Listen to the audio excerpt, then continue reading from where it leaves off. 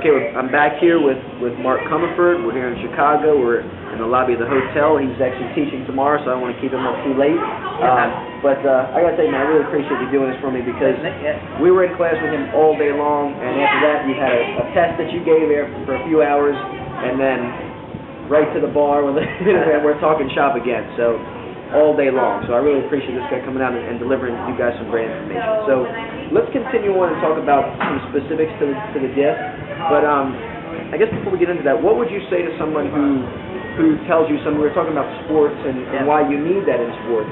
I've heard some people say, well, just because it happens in sport, doesn't mean it's good to do it in training or whatnot. And for me personally, I hear that and I go, well, I've heard some coaches that train fighters or football players say, well, I don't punch my fighters but they do get punched. But we do that in their training. It's called sparring. And football players do get hit in training. It's called football practice.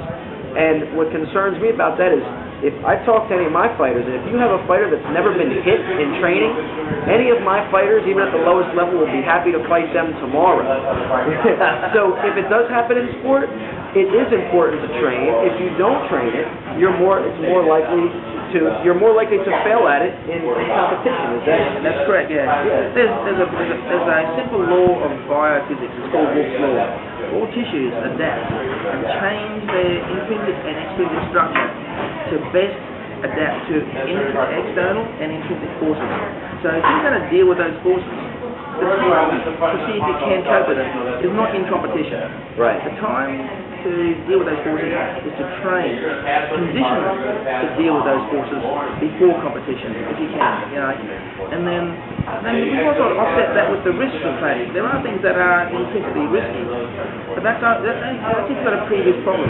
If you've got a normal disc that hasn't been damaged before, it's designed to take compression, it's designed to flex and extend.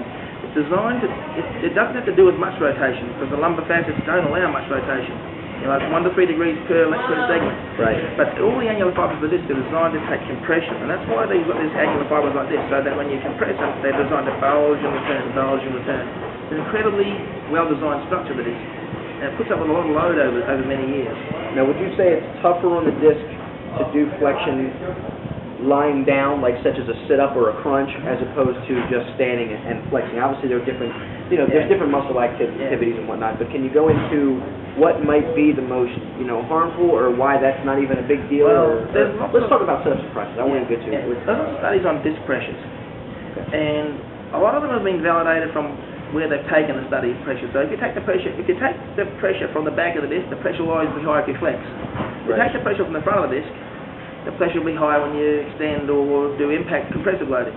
Sure. So it depends on where you take the pressure studies from, because it can vary. But the other thing is that what's always been considered as a low pressure position is lying flat on your back with hips and knees bent. Right. Okay.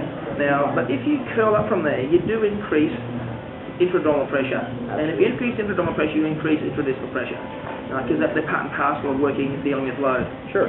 Now, so if you're doing a crunch or a reverse crunch, okay, they're all going to be at increased disc compression and at the increased posterior pressure in the back of disc because you're flexing. Okay. But is that unsafe? When it's a movement that we all do every day, and if we think of most biological and physiological tissues, they're all designed to deal with your body load against gravity. So if you can lie on your back and sit up, then it's designed to do it. It's designed to deal with it. It's within its normal tolerance. We were talking before about, there are things that you can do at the extremes of the bell curve. Sure. Like there's a normal distribution curve. So, but all biological tissues have phenomenal ability to deal with the end of the bell curve. Otherwise, they wouldn't train.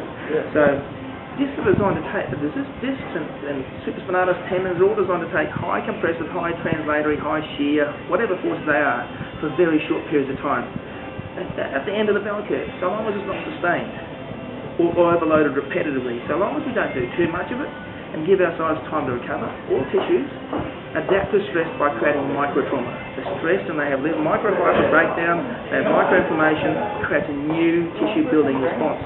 Right. So the way to condition tissues is to add stress, not distress. But so controlled stress is a positive thing for all biological tissues. And we respond to that. So then training, doing that in a controlled way is how we make structures stronger. Okay, and also healing structures need that to recondition them, to rebuild them, to deal with normal stresses again. So if we don't load them in the ways that they're designed to take load, then they're going to get weak and taking those loads somewhere in the future. You're like, how often do you have to deal with recurrent pain because we don't recondition tissues well enough to deal with recurrence? We don't deal with the myofascial system to control movement. We don't condition tissues to deal with the normal loads of function, let alone the abnormal loads of sport. But when we talk about disc pain, the biggest problem I see, and I'm working more from a rehab perspective, but I see a lot of disc pain. And disc pain comes from not intermittent loading. In fact, most people with disc pain like to move. Static loading at end range is one of the most destructive things for causing disc problems. So not high force, but sustained end range loading. And we're now seeing more research from Peter Russell and people like that who are showing the idea that posture is not a problem, but sustaining end range postures is more likely to lead to back pain than sustaining hypermobile range, so long as it's not end range.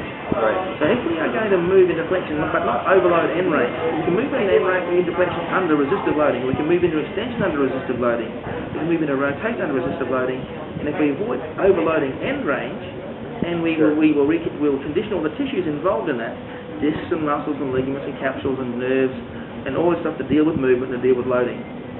Interesting. Now, what would you say? Now, we talked a little bit about a healthy athlete, say a younger athlete who doesn't have it, and we talked about the benefits they would get from doing flexion exercises, and maybe what they might lack from not doing them. What about the average guy, like let's say yourself, for instance?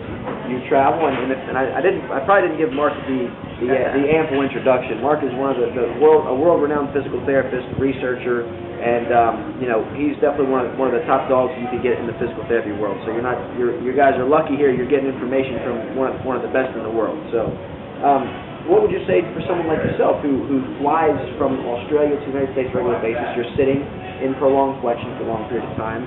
You're doing research. I'm sure you're writing papers and writing our books and things. So what would you say to a trainer who might be training guys like yourself who may not have the best posture or whatever? We sit too much and we might not get to the gym as much. Would you still encourage someone like yourself to do flexion exercise if you don't have necessarily recurrent back pain or past disc surgery?